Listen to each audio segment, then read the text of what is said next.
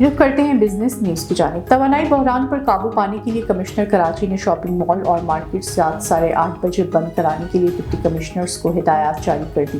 وفاقی حکومت کی ہدایت پر کمشنر کراچی نے تمام ڈی سیز کو خط لکھ دیا ہے۔ کمشنر کراچی نے ڈپٹی کمشنرز کو مارکیٹس اور ریسٹورنٹ سے متعلق نیا حکم نامہ جاری کر دیا، جس میں ڈی سیز کو ہدایت کی گئی ہے کہ شاپنگ مالز مارکیٹ 8:30 بجے بند کرائی جائیں۔ کمشنر کراچی نے ہدایت کی ہے کہ شادی ہالز اور ریسٹورنٹس کو رات 10 بجے بند کرنے کے اقدامات کیے جائیں۔ توانائی بحران سے متعلق وفاقی حکومت کے احکامات پر عمل درآمد کرایا جائے۔ ملکی معاشی صورتحال کے پیش نظر دفاعی بجٹ میں کمی سے متعلق بڑے فیصلے کر لیے گئے۔ ذرائع کے مطابق پیٹرولیم مصنوعات کی مد میں فوج کے اخراجات میں 35%، فوج کے یوٹیلیٹی بلز کے اخراجات میں 35 سے 40% تک کی کمی کا فیصلہ کیا گیا۔ دفاعی بجٹ میں راشن اور کھانے پینے کی اشیاء کے اخراجات میں کمی سے 20 ارب سے زائد بچت ہوگی۔ ذرائع کا کہنا ہے کہ فوج میں ہر قسم کی نان آپریشنل خریداری پر بھی پابندی عائد کر دی گئی ہے۔ دفاعی اور حربی سامان کی امپورٹ لوکل کرنسی یا کرنسی سواپ کے تحت ہوگی۔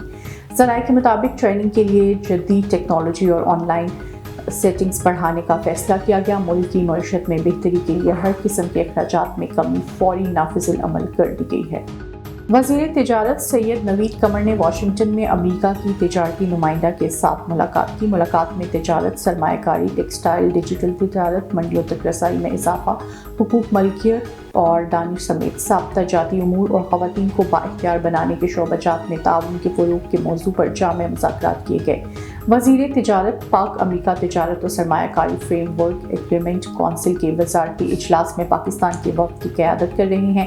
وفد میں سیکریٹری تجارت محمد صالح فاروقی، سرمایہ کاری بورڈ کے سیکریٹری اسد رحمان گیلانی اور وزارت تجارت و وزارت قومی غذائی تحفظ و تحقیق کے سینئر افسران شامل ہیں۔ مذاکرات میں امریکی وفد کی قیادت تجارتی نمائندہ سفیر کیتھرین تائی نے کی۔